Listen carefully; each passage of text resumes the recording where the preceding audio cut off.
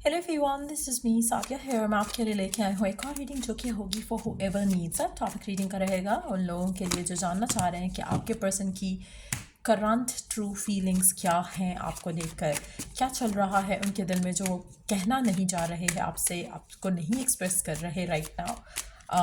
वो सब जानेंगे हम इस रीडिंग में। So stay tuned. और रीडिंग शुरू करने से पहले रिमाइंड करवा दूँ कि ये एक जनरल रीडिंग है, सबके साथ मैच कर भी सकती है और नहीं भी। सो जो बातें जो मैसेजेस मैच करते हैं आप उन मैसेजेस को पिक करो और बाकी सबको छोड़ दो। अगर आप पर्सनल रीडिंग्स चाहते हो पेपॉल से इजी बेसिस पे पेमेंट कर सकते हो, सिर्फ तभी रीच आउट करो ताकि आपका भी टाइम वेस्ट नहीं हो और मेरा भी।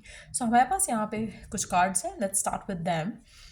Eight of wands and queen of souls. मुझे लगता है कि आपका जो भी स्पेसिफिक समवन है जिससे भी करंटली आप डील कर रहे हो, जिसकी भी आप करंट फीलिंग जानना चाह रहे हो, मुझे लगता है कि ये पर्सन इस कनेक्शन को लेकर बहुत एक्साइटेड है। स्पेशली अगर आप इन टच हो इस इंसान के साथ, मुझे लगता है कि पर्सन बहुत ज़्यादा एक्साइटेड है, हैप्पी है, और उसको लगता है कि connection can go long term, क्योंकि इस कनेक्शन में जो उसको एक एक जो फन एलिमेंट है वो उसको बहुत ज़्यादा स्ट्रांगली फील होता है। उसको लगता है कि आप लोगों की केमिस्ट्री बहुत अच्छी है, आप लोगों का आप दोनों की मेंटालिटी जो है वो काफ़ी हद तक सेम है। सो मुझे लगता है कि ये पर्सन इस चीज़ को बहुत ज़्यादा इन्जॉय कर रहा है। कहीं ना कहीं आपके पर्सन को मुझे लगता है कि आपकी लॉयल्टी या आपका स्ट्रेट फॉरवर्ड होना बहुत ज़्यादा पसंद है। अच्छा, एक चीज़ मैं यहाँ पे मेंशन करूँगी कि ये वो ट्रेट्स हैं आपके जो वो पर्सन लाइक करता है। आपकी लॉयल्टी, आपका स्ट्रेट फॉरवर्ड होना, आपका क्लैरिटी रखना कम्युनिकेशन के अंदर, वो चीज़ बहुत ज़्यादा पसंद करता है। अगर आप आउट ऑफ टच हो इस इंसान के साथ तो मुझे लगता है कि वो ये चीज़ें राइट ना आपको लेकर जो है वो मिस कर रहा है। शायद वो ये चीज़ें अपने नए पार्टनर में ढूंढने की कोशिश कर रहा है और उसको वो नहीं मिल रही। सो ईदर वे मुझे लगता है कि आपके पर्सन को ये ट्रेड्स आपके बहुत पसंद हैं। सो डेफिनेटली आपके लिए जो उसकी करंट फीलिंग्स हैं उस पर वो डेफिनेटली इन चीज़ों का या तो एडमायर कर रहा है या फिर मिस कर रहा है। Let's see more cards here.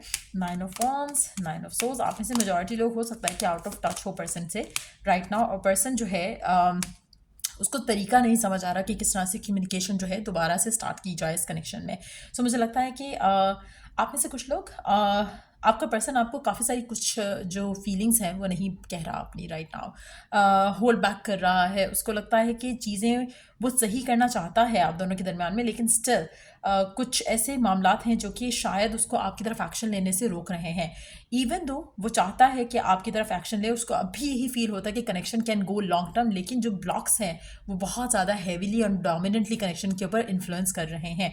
आपका पर्सन विश कर रहा है, डिज़ायर कर रहा है और चाहता है कि चीज़ें आगे जाएँ आप दोनों के दरमियान में, लेकिन किस तरह से चीज़ें वर्कआउट हो सकती हैं, this person is kind of जैसे होता है ना फेल कर जाना, अंडरस्टैंड ना कर पाना, एक सिचुएशन को नहीं समझ पाना सही तरह से, उसकी वजह से कनेक्शन काफ़ी जो है मुझे लग रहा है इन्फ्लुएंस हो रहा है। सो डेफिनेटली आपका पर्सन अपसेट है, आपका पर्सन स्लीपलेस है राइट नाउ, काफ़ी ज़्यादा टेंशन लेता है करंट सिचुएशन को देखकर, मिस करता है आपको, आपके बारे में सोचता है, आपको डिस्टेंस से देख भी रहा हो सकता है कि पर्सन आपसे बातचीत नहीं कर रहा लेकिन आपके ऊपर नज़र रख रहा है। आपका पर्सन मुझे लगता है कि हो सकता है कि कुछ रीजंस की वजह से आप दोनों का जो है वो ब्रेकअप हो चुका हो, और अगर ऐसी सिचुएशन हो चुकी है तो मुझे लगता है कि उसका दिल करता है कि आपके साथ पैचअप हो जाए और चीज़ें फिर से वापस हो जाएं, लेकिन फ़िलहाल उसको लगता है कि वो जो दे सकता है वो आप उससे सेटिस्फाइड नहीं हो, आज इनके वो जिस तरह का कनेक्शन रखना चाहता है आपसे, जहाँ पे शायद कमिटमेंट के लिए रेडी नहीं हो, शायद वो आपसे शादी नहीं कर सकता हो, वो चाहता है कि कनेक्शन जो है वो स्टेबल रहे और कॉन्स्टेंटली आगे चले आपके साथ उसका, but at the same time शायद कुछ ऐसे ब्लॉक्स बन चुके हैं इस कनेक्शन में जो कि उसको लगता है कि फ़िलहाल रिजॉल्व नहीं हो सकते। चाहे उसने किसी और को चूज़ कर लिया हुआ है जिसकी वजह से उसको लगता है कि connection can not be worked out, चाहे उसकी ज़िंदगी में और इतनी सारे स्ट्रगल्स हैं कि उसके साथ वो आपको लेकर आगे नहीं चल सकता। सो जो भी रीजंस हैं, दोनों सिचुएशन में वो आपको मिस कर रहा है, आपकी लॉयल्टी को मिस कर रहा है, एडमायर करता है आपको, but at the same time मुझे लगता है जो जिस तरह से कनेक्शन स्टार्ट हुआ था with a very passionate energy, with a very happy energy, मुझे लगता है कि कनेक्शन वैसा अब बिल्कुल नहीं रहा है। आपका पर्सन इस चीज़ को रियलाइज़ करता है, एक्नॉलेज करता है और डिज़ायर रखता है कि चीज़ें बेहतर हो सकें, लेकिन मुझे एक्शन लेते हुए फ़िलहाल यहाँ पे दिख नहीं रहा। उसकी विश, उसकी ख्वाहिश है कि आप दोनों के दरमियान में चीज़ें बेहतर हो जाएं, बट होती दिख नहीं रही हैं। लेट्स सी कि क्या ये पर्सन आपकी तरफ कोई एक्शन लेगा। Will this person take action आपकी तरफ? Three of Wands, Page of Cups and then Ace of Wands. मुझे लगता है कि 2 से 3 महीने का टाइम से लग सकता है, 2 से 3 हफ्ते का टाइम लग सकता है, एक्शन लेगा, लेकिन it is going to take time. आपका पर्सन हमेशा से बहुत ही स्लो मूवर रहा है, ओपन होना अपने इमोशंस को लेकर उसके लिए हार्ड रहा है. So it is going to take time, but definitely open up करेगा. लेकिन मुझे लगता है कि इमेच्योर है आपका पर्सन. अगर चीज़ों को हैंडल करना से सही से आता हो या एक्सप्रेसिव होता तो चीज़ें बहुत आसान होती है आप दोनों के दरमियान में इस कनेक्शन में रहते हुए. मुझे लगता है कि काफ़ी हद तक आप दोनों के दरमियान में जो इश्यूज़ आए हैं वो इसीलिए आए हैं क्योंकि पर्सन ओपनली एक्सप्रेसिव नहीं है, ओपनली कम्युनिकेटिव नहीं है. कम्युनिकेशन का ना होना आपके रिलेशन को बैडली अफेक्टेड रखा है जिसने. और मुझे लगता है कि इसीलिए आपके रिलेशनशिप में जो जस्टिस आप क्रेव करते आए वो आपको कभी नहीं मिला. और आने वाले टाइम में भी मुझे लग रहा है कि it's gonna take time, it's not gonna come easy and quick, but chances बहुत स्ट्रांग है. We do have 1 2 3 aces. I think ace of swords था नहीं. So we do have ace of cups, ace of pentacle और ace of wands. तो मुझे लगता है कि डेफिनेटली एक्शन लेगा पर्सन आपकी तरफ, लेकिन जो वेटिंग पीरियड है वो आपको गो थ्रू करना पड़ेगा. लेट्स सी कि being on the waiting side आपको क्या करना चाहिए. क्योंकि पर्सन की फीलिंग्स जो है वो बहुत स्ट्रांग है आपके लिए, लेकिन गिवन सिचुएशन में उसको समहाउ लगता है कि चीज़ों को वर्कआउट नहीं किया जा सकता है. लेट्स सी कि क्या सवाल था हमारा यहाँ पर कि गिवन सिचुएशन में आपको क्या करना चाहिए. 6 of pentacles, 4 of pentacles, 3 of pentacles and 8 of cups. Given situation में आपको अपने आप को होल्ड बैक करना है 3-4 चीज़ों से. पहली चीज़, आपका पर्सन गिवन सिचुएशन में आप में से वो लोग जो राइट नाउ कनेक्टेड हैं एक दूसरे के साथ, मुझे लगता है कि आपका पर्सन आपको ज़्यादा टाइम नहीं दे पा रहा. उसके लिए उसकी वजह से आपके माइंड में नेगेटिव थॉट्स आते हैं, लेकिन दिस इज़ द मैक्सिमम जो आपका पर्सन आपको दे सकता है. पहली चीज़ हो गई. अब गिवन सिचुएशन में अगर आपके साथ आपके लिए पॉजिटिव रह पाना मुश्किल होता है तो then you need to hold back. फिर आप उस चीज़ का वेट करो कि कब ये पर्सन जो है आपके लिए गिवन करे कनेक्शन में 100% ही जैसा आप डिज़ायर करते हो, क्योंकि ये पर्सन ये सिचुएशन जो है आगे बढ़ने में टाइम लगाएगी. अगर आपका पर्सन राइट नाउ स्ट्रगल कर रहा है फाइनेंशियली या फिर स्टेबल होने के लिए या फिर अपनी फैमिली रिस्पॉन्सिबिलिटीज़ की वजह से वो स्ट्रगल कर रहा है, तो मुझे लगता है कि आपको थोड़ा पेशेंट रहना पड़ेगा. अगर आप पेशेंट नहीं रहते हो, कंप्लेंट्स करते हो, डाउटफुल होते हो, नेगेटिव होते हो, तो चीज़ें और ख़राब होंगी.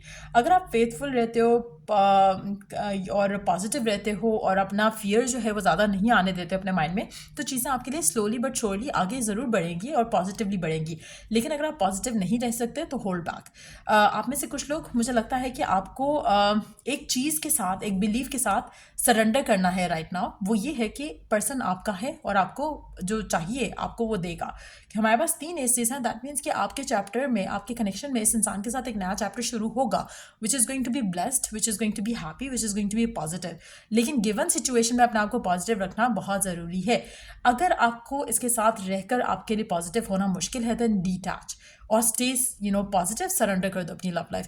अगर इसके साथ नहीं रह सकते हो, चूज़ करते हो, you want to move forward with your life, तो वो भी आप कर सकते हो. ये पर्सन आपके पास ज़रूर वापस आएगा विद एन ऑफर, लेकिन तब आपको ये ऑफर चाहिए होगी, पर्सन चाहिए होगा, वो सबके लिए डिफरेंट होगा. लेकिन ये पर्सन डेफिनेटली आपकी तरफ एक्शन ज़रूर लेगा once they are done with whatever जो कि इसका टाइम ले रहा है.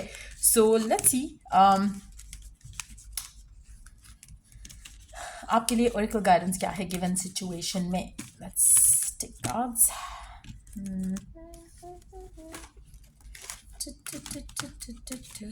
ओके, ओरेकल गाइडेंस क्या है आपके लिए गिवन सिचुएशन में. Let's C.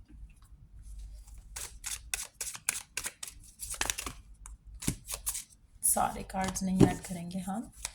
ओरेकल गाइडेंस क्या है आपके लिए गिवन सिचुएशन में.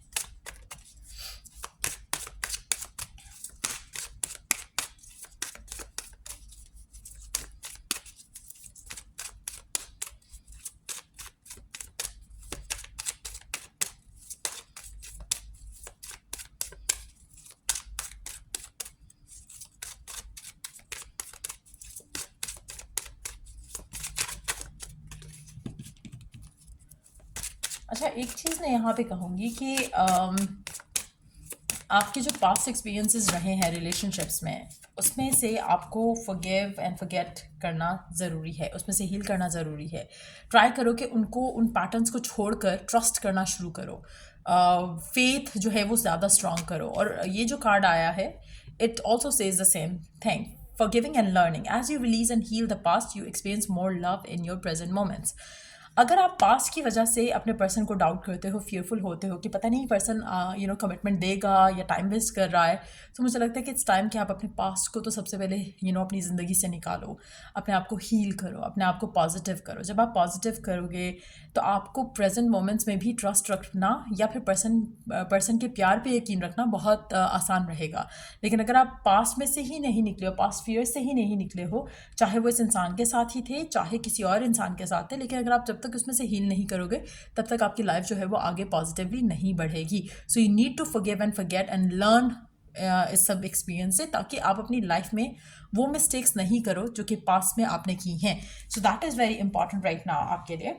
एक और कार्ड लेंगे.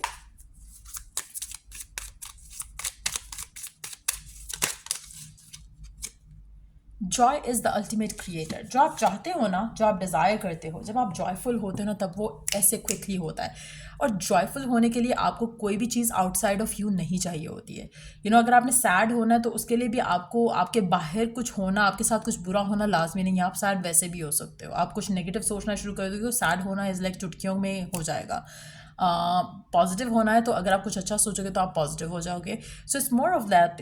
जैसे अगर आप कोई सैड सॉन्ग सुनते हो या कोई सैड मूवी देखते हो, आपकी ज़िंदगी में कुछ बुरा नहीं हुआ लेकिन आप सैड हो जाओगे, आप अपसेट हो जाओगे.